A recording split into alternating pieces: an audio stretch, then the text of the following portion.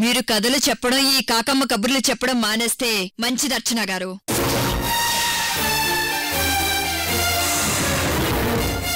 మీరేం చెప్పదలుచుకున్నారో నాకు బాగా తెలుసు.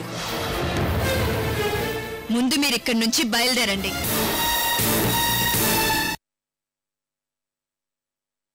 తనది సేవ్ చేసే మెంటాలిటీ కాదు. అసలు ఈ కేసు నేను డీల్ చేయలేకపోవడానికి కారణం ఎవరో తెలుసా? ఈ మహాతల్లే.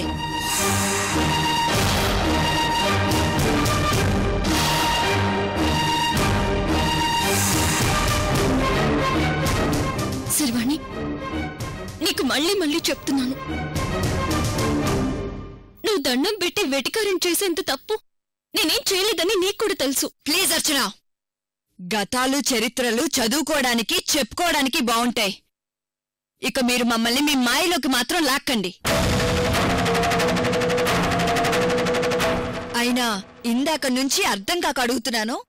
నేను, రేణు, అమృత ముగ్గురం ఫ్రెండ్స్. ఇప్పుడు మా మధ్యలో అమృత లేదు. మిగిలింది నేను, రేణు. మరి మా మధ్యలో మీరెవరు?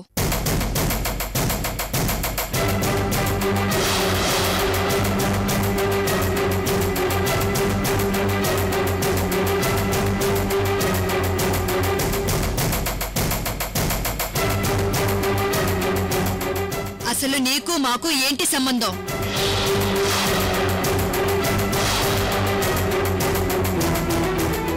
ఆఫ్టర్ ఆల్ అమృత రూపంలో ఉన్న అర్చనవి.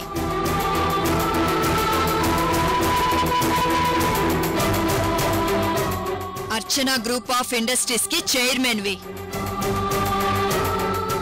నువ్వు కోటీశ్వరరాలువైతే ఏంటి? నువ్వు మా అమృతవు కాదు కదా.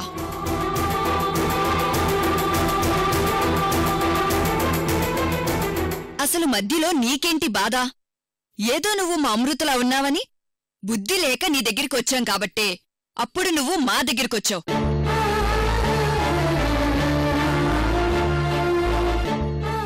అప్పట్నుంచి నువ్వు మా గురించి ఆలోచిస్తున్నట్టు నటిస్తున్నావు అంతే. అంతకు మించి నీకు మాకు ఏ సంబంధం లేదు. శర్వాణి, నీకిది న్యాయం కాదు.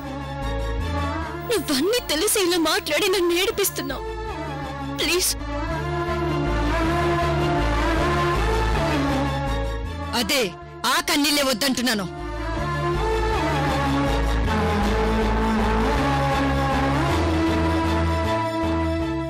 అయ్యో భగవంతుడా, మా అమృత ఉండి ఉంటే ఇలాంటి ప్రాబ్లమ్స్ వచ్చి ఉండేవే కావు.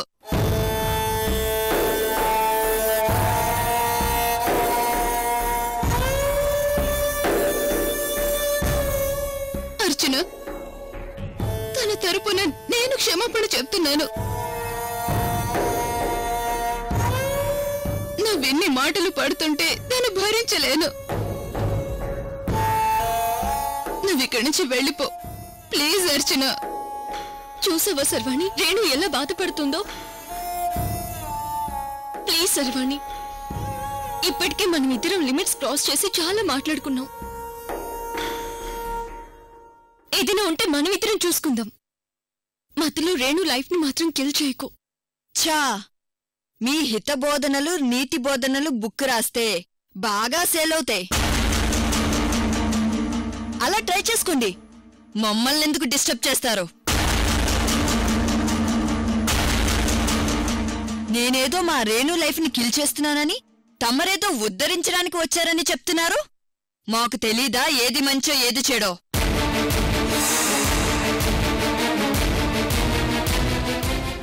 మీరొచ్చి చెప్తేనే తెలుసుకోలేనంత అజ్ఞానంలో ఎవరు లేరిక్కడ. ఇలాగే మీ ఇంటికి వచ్చినప్పుడు కూడా నన్ను అవమానపరిచి ఇంట్లో నుంచి బయటికి పంపించేశావు. ఇప్పుడు రేణు ఇంటికి వచ్చా కూడా ఇలాగే చేస్తున్నావు. ఇది కరెక్ట్ కాదు శర్వాణి.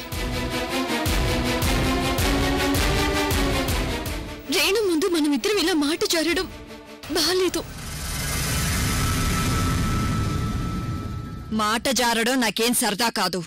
నువ్వు నా మీద రివెంజ్ తీర్చుకోవాలంటే నీకు దమ్ముంటే నాతో ఫేస్ టు ఫేస్ ఢీకొట్టు. అనవసరంగా రేణుని అడ్డం పెట్టుకొని నన్ను దొంగ దెబ్బ తీయాలని ట్రై చేయకు. అర్థమైందా?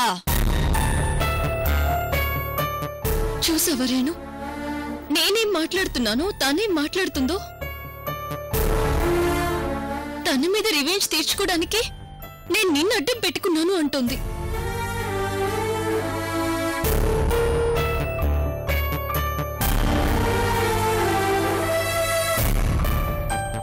శర్వాణి, రివెంజ్ తీర్చుకునే శత్రుత్వం మన మధ్య లేదు. నువ్వు పొరపడుతున్నావు. కాస్త ఎందుకు ఏంటి అని కూల్గా ఆలోచిస్తే నీకే అర్థమవుతుంది. సరే పోనీ, కనీసం నాకు నువ్వు 10 నిమిషాలు టైం ఇస్తే నేనెందుకు ప్రమీలాదేవి గారి ఫ్యామిలీకి ఫేవర్ గా చేయాల్సి వచ్చిందో నీకు నేను ఎక్స్ప్లెయిన్ చేస్తాను. అవసరం లేదు. చేసిందంతా చేసేసి ఇప్పుడు ఎక్స్ప్లెయిన్ చేస్తాను, సారీ చెప్తాను అంటే ఎవడు వింటాడు నీ మాటలు? ఎన్ని మాటలు పడి నీతో వాదన పడి నాకు లైఫ్ అవసరమా అనిపిస్తుంది.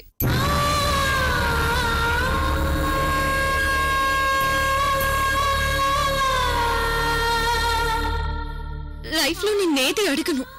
నా కోసం రేణు వదిలేసాయి ప్లీజ్. నేను అదే అడుగుతున్నాను. నువ్వు మా జోలికి రాకు ప్లీజ్.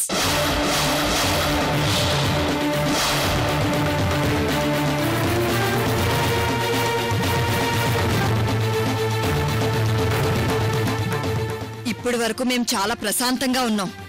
అలాగే ఉండని. మా బతికేదో మేం బతుకుతున్నాం. మమ్మల్ని ఇలాగే బతకని అర్చన.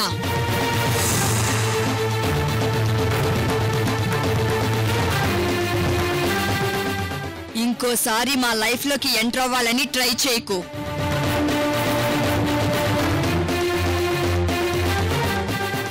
చూడర్చన, మాధవ్ ఈ పెళ్లి మనస్ఫూర్తిగా అంగీకరించలేదని ఏవేవో కథలు చెప్పి ఈ పెళ్లి ఆపాలని మాత్రం ట్రై చేయకు.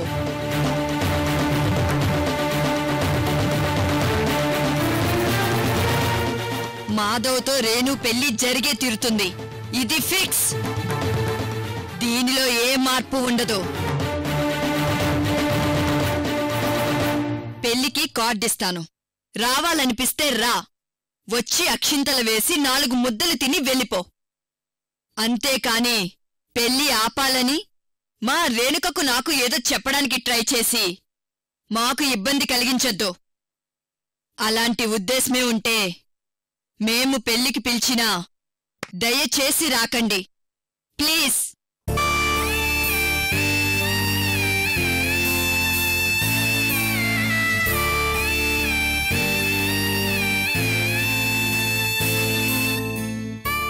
రేణు,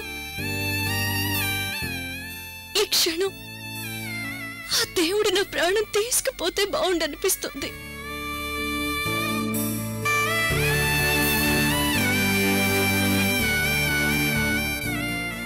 నీ కన్నీళ్లు తొడవాలనొచ్చి నేను కన్నీళ్లు పెట్టుకుంటూ వెళ్లిపోవాల్సిన పరిస్థితి వచ్చింది నాకు.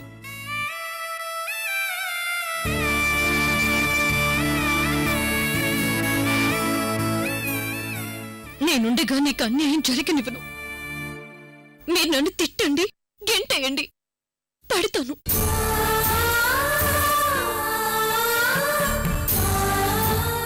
కానీ నేను చూస్తూ చూస్తూ నీ లైఫ్ మళ్ళీ సుడిగుండల్లో పడుతుంటే నేను తట్టుకోలేను రేణు.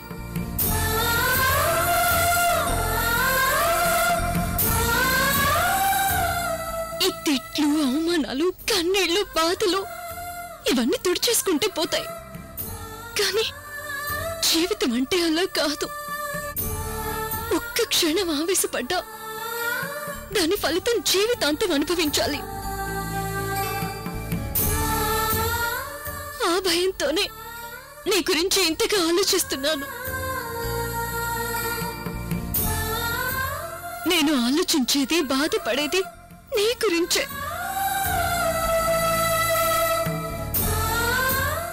ఈ విషయం ఈ రోజు కాకపోతే ఏదో ఒక రోజు నీకు తెలుస్తుంది.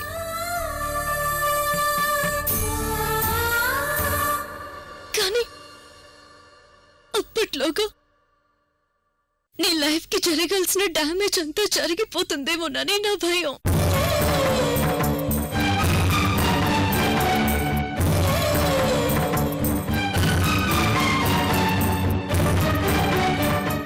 అందుకే ఎన్ని అవమానాలు పడైనా సరే నేను నిన్ను కాపాడుకుంటాను. వెళ్ళొస్తాను రేణు.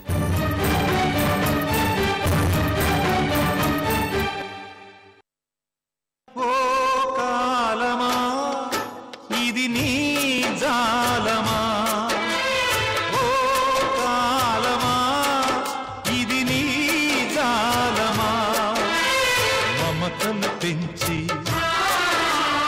మనసులు విరిచి చెలగాటమాడతావు న్యాయమా.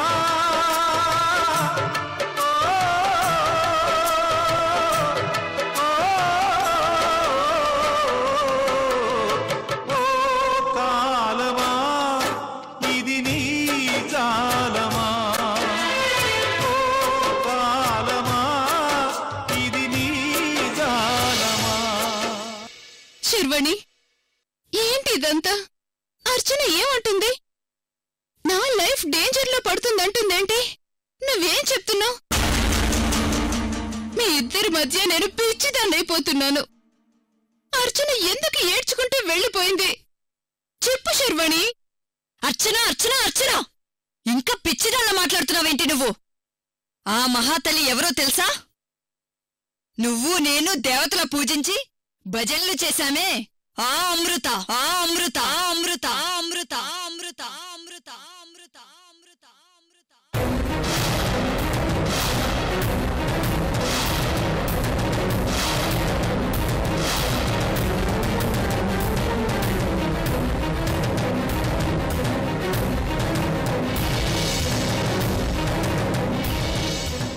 అమృత బ్రతికే ఉంది. ఇప్పుడు అర్చన రూపంలో వచ్చింది. అర్చన రూపంలో వచ్చింది.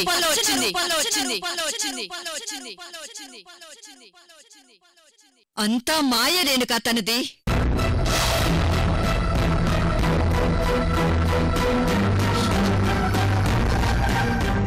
అర్చన అర్చన మన అమృత. మన అమృత కాదు రేణు, మారిపోయిన అమృత. ఒక క్రైమ్ ను వెనకేసుకుని వస్తూ నా జాబ్ కి ప్రాబ్లం క్రియేట్ చేసిన అమృత. మందర ధర్మాన్ని చంపిన కిల్లర్ని పక్కనే పెట్టుకుని కిల్లర్ గురించి ఎంక్వైరీ చేయమని నాతో చెప్పి నాతో ఆటలాడుకున్న అమృత. ఇప్పుడు నీ పెళ్లి చెడగొట్టడానికి మాధవ్ గురించి నెగిటివ్ గా చెప్పడానికి వచ్చిన అమృత.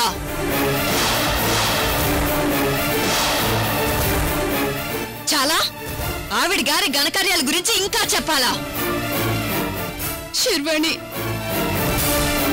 నాకంత అయోమయంగా ఉంది. అమృత బతికే ఉందని సంతోషంగా చెప్పాల్సిన నువ్వే అమృత గురించి చెడుగా చెప్తున్నావు. అసలు నువ్వు మా శర్వాణి వీరా అనిపిస్తోంది నాకు. లేను, నిజం తెలిసి నువ్వే ఇంత షాక్ అయ్యావే. ప్రతి క్షణం నేనెంత నరకం అనుభవించానో నువ్వే ఊహించు. అమృత బతికే ఉందంటే నేను నీకంటే ఎక్కువ సంతోషపడ్డాను. కాని తను పాత అమృత కాదు, పూర్తిగా పొల్యూట్ అయిపోయిన అమృత. శర్వాణి చాలు. అమృత గురించి ఇంకొక మాట మాట్లాడినా నేను తట్టుకోలేను. నేను నీలాగే పిచ్చిదాన్ల తనని నమ్మి మోసపోయాను రేణు. అన్ని విషయాలు మెల్లగా నీకే అర్థమవుతాయి. నువ్వు తొందరపడి అమృతని కలవడానికి ట్రై చేయకు. నీకేం తెలియనట్టుగానే ఉండు. సరే శర్వాణి, ఆ గోలంతా పక్కన పెట్టు. మన అమృత అర్చనగా ఉండడమేంటి? అందరూ అనుకున్నట్టు బొబ్బర్లంక బాంబ్ బ్లాస్ట్ లో ఏం జరిగింది? అదొక పెద్ద స్టోరీ రేణు. బాంబ్ బ్లాస్ట్ తర్వాత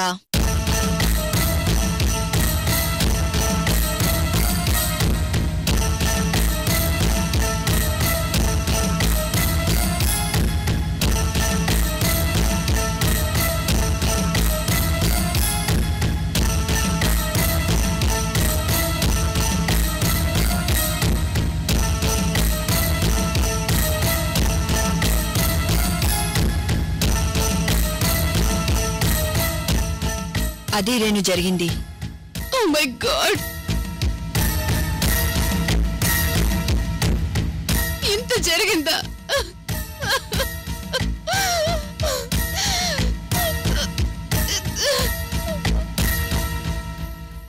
రేణు, నువ్వు నన్ను కాదని వెళ్ళి అమృతని కలిస్తే నా మీద ఒట్టే.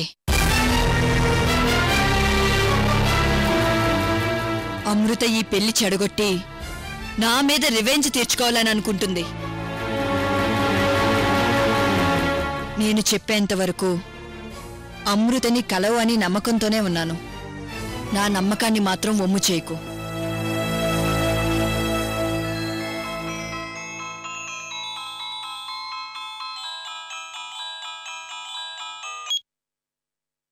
హలో, ఓకే రేణు, నేను అర్జెంటుగా వెళ్ళాలి. వెళ్ళొస్తాను.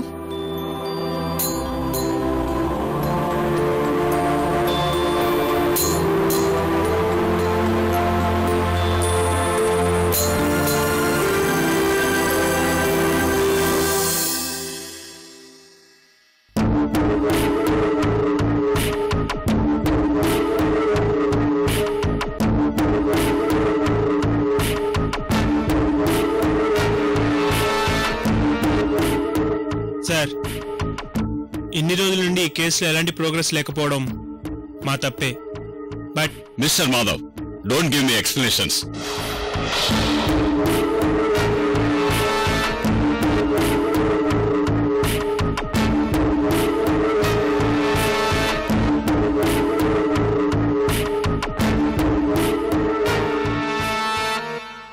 ఈ మధ్యకాలంలో మన మధ్య ఇటువంటి మీటింగ్స్ చాలా జరిగాయి.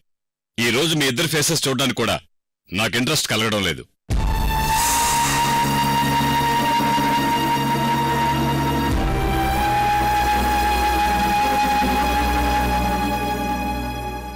మా ఓటమిని ఒప్పుకుంటున్నాం సార్.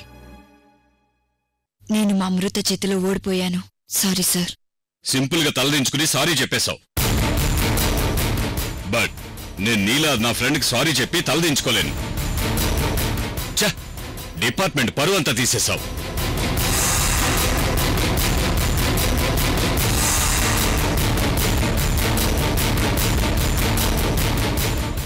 నిన్ను నమ్ముకున్నందుకు నాకు నేను పనిష్మెంట్ ఇచ్చుకోవాలి. సార్, మీకు ఎప్పటికప్పుడు అప్డేట్స్ అన్ని రిపోర్ట్ చేస్తున్నాను. అమృత సాక్ష్యాలన్నీ తారుమారు చేయకపోతే ప్రమీలాదేవి ఫ్యామిలీని ఎప్పుడో పట్టుకునేదాన్ని. మాధవ్, మీ మేడంను చిన్నపిల్లలాగా మాట్లాడొద్దని చెప్పు.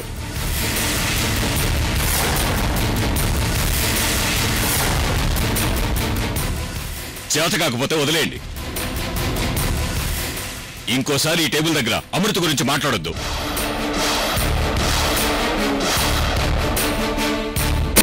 సార్ ప్లీజ్, ఇంకొక అవకాశం ఇవ్వండి. శర్వాణి, నువ్వు మాట్లాడుకో. నీ మీద పెట్టుకున్న హోప్స్ అన్ని కిల్ చేశావు. అసలు ఈ కేసును డీల్ చేసే అర్హత నీకు లేదు.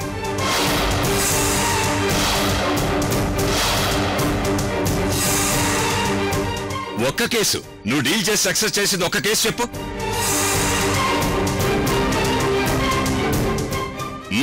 ఓ అంటూ ఆర్భాటాలు తప్ప నువ్వు ఏ రోజు సాధించింది లేదు. మొన్నటి వరకు వికాస్ వికాస్ అన్నావు. వాడి విషయంలో నీకుగా నువ్వు సాధించింది ఏమీ లేదు. రీసెంట్ గా అమృత అమృత అని తిరిగావు. ఆ అమృతే వచ్చి నేను బ్రతికే ఉన్నానని చెప్పే వరకు నువ్వు తెలుసుకోలేకపోయావు. ఇందులో నీ గొప్పతనం ఏమీ లేదని నీకు తెలుసు.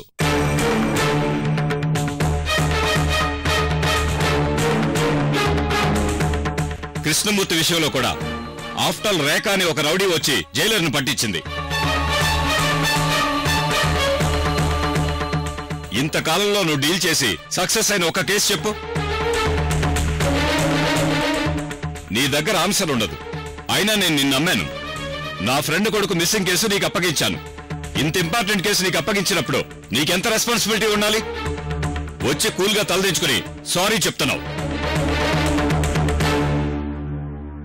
ఏదైనా అంటే అక్కడ ప్రమీలాదేవి ఫ్యామిలీకి అమృత హెల్ప్ చేస్తుంది అంటారు. ఇంతదానికి మీరెందుకు, మన డిపార్ట్మెంట్ ఎందుకు? శర్వాణి, ఇంతకాలం నీ గురించి చెప్పే సిన్సియారిటీ నువ్వేదో సాధించావని కాదు, నువ్వు సిన్సియర్గా ప్రయత్నిస్తావని. అది దృష్టిలో పెట్టుకునే నేను నిన్ను చాలా సిన్సియర్గా ఫీల్ అయ్యాను.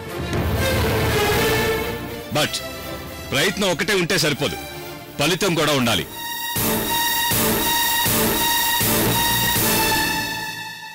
సార్, మేం మీకు సారీ చెప్పడానికో సంజాయిషి ఇవ్వడానికైతే మాకింత టైం అవసరం లేదు.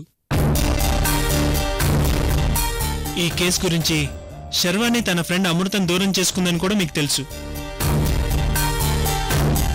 మీరిప్పుడు మాట్లాడిన ప్రతి మాట నాకు వర్తిస్తుందని కూడా నాకు తెలుసు. బట్ ఇంతకాలం ఓపిక పట్టారు, కొద్ది రోజులు టైం ఇవ్వండి. మిస్టర్ మాధవ్, ప్రతిసారి డిస్కషన్ ఎండింగ్ లో మీరు ఈ మాట ఆడటం అలవాటైపోయింది. నాకు మాటలు చెప్పే ఆఫీసర్స్ కాదు, పనిచేసే ఆఫీసర్స్ కావాలి. మీరే కోవకు చెందుతారో మీరే డిసైడ్ చేసుకుని నెక్స్ట్ టైం నాకు కనిపించండి. మీటింగ్ ఈజ్ ఓవర్, ఇక మీరు వెళ్ళొచ్చు.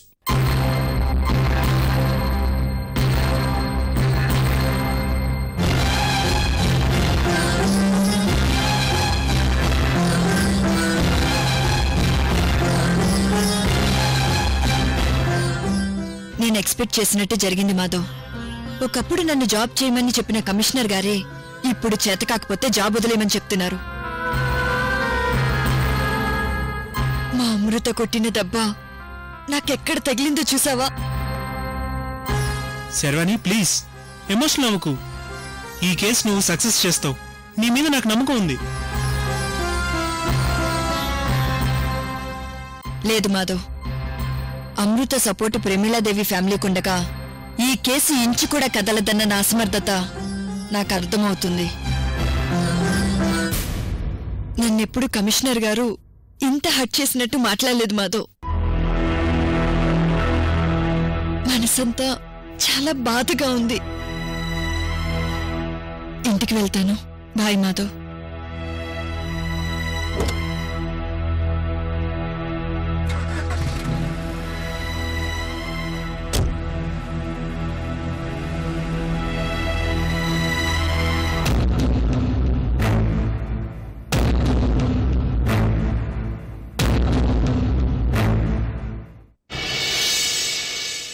నీ ఫ్రెండ్ ఆ ఇంట్లో ఉంటే ఈ కేసు మనం సాల్వ్ చేయలేం. యువతల పరువు పోతుంటే ఫ్రెండ్షిప్ కోసం పాకులాడటం కరెక్ట్ కాదనిపిస్తుంది. ఏదో ఒక డెసిషన్ నువ్వే తీసుకో.